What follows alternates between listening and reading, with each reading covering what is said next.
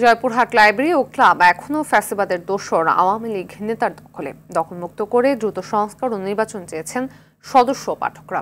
অভিযুক্ত সেই আওয়ামী লীগ নেতা ক্লাবের নির্বাচন না হওয়া নিয়ে দোষ চাপান জেলা প্রশাসনের উপর। ভবনটি পুরান হওয়ায় প্রায় 20,000 বইসহ লাইব্রেরি ও ক্লাবটি এরই মধ্যে পরিত্যক্ত ঘোষণা করে তালা লাগিয়ে দিয়েছেন কর্তৃপক্ষ। সদস্য পাঠকদের দাবি সংস্কার না করলে মহামূল্যবান বইগুলো দ্রুত নষ্ট হয়ে যাবে। জয়পুরহাট প্রতিনিধি রাশেদুজ্জামানের তথ্যচিত্র জানাচ্ছেন বুশরা সুলতানা। জ্ঞান ও মেধা বিকাশের লক্ষ্যে স্বল্প সংখ্যক বই নিয়ে সম্পূর্ণ বেসরকারি উদ্যোগে জেলা পরিষদের জায়গায় 1947 সালে যাত্রা শুরু করে জয়পুরহাট লাইব্রেরি ও ক্লাব। শুরু থেকেই স্কুল কলেজের শিক্ষক শিক্ষার্থী ও সাধারণ মানুষ সহ এর পাঠক সংখ্যা ছিল উপচে পড়া। লাইব্রেরি ও ক্লাবটি 12 বছর ধরে রাজা চৌধুরী নামে এক আওয়ামী লীগ নেতার দখলে রয়েছে।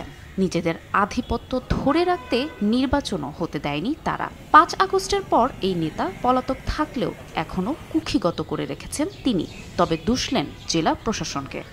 ডিসির কাছে আমি বলেছি, তারা ওই ডেকেটাকে অতটা আর ইয়ে করে না। তাও এর আগের ডিসি গুলাকে বলছে, তারাও দেখে গেছে। এর আগের ডিসি যিনি ছিল তিনিও বলছেন যে আচ্ছা দেখি কি করা যায়। এইভাবে সব মানে লাইব্রেরির পরিস্থিতি দেখে সব এড়িয়ে যায়। তা আমি কি করব, সেখানে সভাপতিকে তো আগে। দলীয় প্রভাব মুক্ত করে বইগুলো রক্ষায় লাইব্রেরি ও ক্লাবটির প্রতি দ্রুত পদক্ষেপ নেওয়ার দাবি জানিয়েছেন সদস্য ও পাঠকরা। আমরা দেখছি দীর্ঘ 12 বছর ধরে এই লাইব্রেরি ক্লাবে কোনো নির্বাচন বা গণতান্ত্রিক চর্চার বিষয়গুলো আমরা দেখতে পাচ্ছি না। তো অনতিবিলম্বে নির্বাচন দিয়ে এর গণতান্ত্রিক পরিবেশ ফিরিয়ে আনতে হবে এবং একই সাথে এখানে যে 20,000-এর মতো বই আছে সেই বইগুলো জয়পুরহাটের কালচারাল হেরিটেজ, জয়পুরহাটের মানুষের সম্পদ, সেগুলোকে সংরক্ষণ করতে হবে এবং পাঠকদের কাছে, গবেষকদের কাছে এগুলোকে উপস্থাপনের সুযোগ দিতে হবে। না হলে আমাদের এই যে বড় একটা সম্পদ জয়পুরহাটের মানুষের যে ইতিহাস, ঐতিহ্য, বই, এই বিষয়গুলো হারিয়ে যাবে।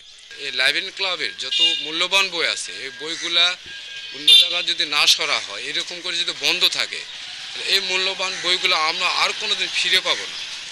এই বইগুলাকে সংস্কারের জন্য অবশ্যই জেলা প্রশাসন মহোদয়ের প্রতি আমি বিনীতভাবে অনুরোধ করব, অন্য জায়গায় হস্তান্তর করে পুরনো বইগুলাকে অবশ্যই যত্ন করে রাখার জন্য আমি আমার জয়পুরহাটবাসীর পক্ষ থেকে আমি এই দাবিটুকু জানাই।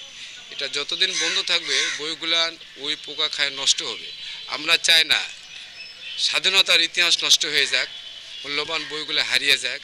জেলা প্রশাসক মহোদয় উদ্যোগ নিলে এটা সম্ভব। এবং মাননীয় জেলা প্রশাসক মহোদয় উনি এখানে আসার পরও যেভাবে গুরুত্ব দিয়েছেন, আমার মনে হয় ওনার আন্তরিক প্রচেষ্টা আছে। ওনার আন্তরিক প্রচেষ্টার সাথে আমরা সহযোগিতা করব এবং জয়পুরহাটবাসী এটা চাই, এর ঐতিহ্যটা ধরে রাখতে। আমরা চাই সুন্দর একটা লাইব্রেরি ভবন হোক এবং এই লাইব্রেরি ভবনের মাধ্যমে যে ঐতিহ্যভাবে এখানে পাঠকদের সমাগম হয় আবার সমাগম হোক। ভবনটি পুরাতন ও ঝুঁকিপূর্ণ হওয়ায় পরিত্যক্ত ঘোষণা করে এরই মধ্যে তালা লাগিয়েছে কর্তৃপক্ষ। সরকারি জেলা গ্রন্থাগারের লাইব্রেরিয়ান আশা করেন কর্তৃপক্ষ এ বিষয়ে উদ্যোগী হবেন। জয়পুরহাট লাইব্রেরি অ্যান্ড ক্লাব এর ব্যাপারে জেলা প্রশাসক মহোদয় ব্যবস্থা গ্রহণ করবেন বলে জানিয়েছেন।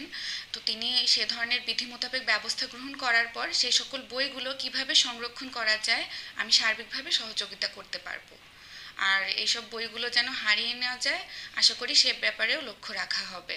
জেলা প্রশাসক জানিয়েছেন বইগুলো রক্ষায় দ্রুত সার্বিক পদক্ষেপ নেওয়া হবে। লাইব্রেরিয়ান ক্লাবের বিষয়টিও হচ্ছে আমি আসার পর অবগত হয়েছে, কিন্তু আমাদের এখানে এই সংক্রান্ত আসলে সেরকম ডকুমেন্ট ওভাবে খুঁজে পাওয়া যাচ্ছে না। তো আমরা অলরেডি যিনি দায়িত্বে ছিলেন তাকে খবর দিয়ে এনেছিলাম এবং তাকে আমার সংরক্ষিত সকল ফাইল নথিপত্র আমার অফিসে জমা দেওয়ার জন্য বলে দিয়েছি এবং নথিপত্র জমা দিয়ে গেলে আমরা এটা যে প্রায় 12 বছর ধরে সম্ভবত এটার কমিটি নাই, সেই কমিটিকে আমরা রিভাইজ করে কমিটি করে লাইব্রেরি ক্লাবকে সচল করার উদ্যোগ গ্রহণ করব।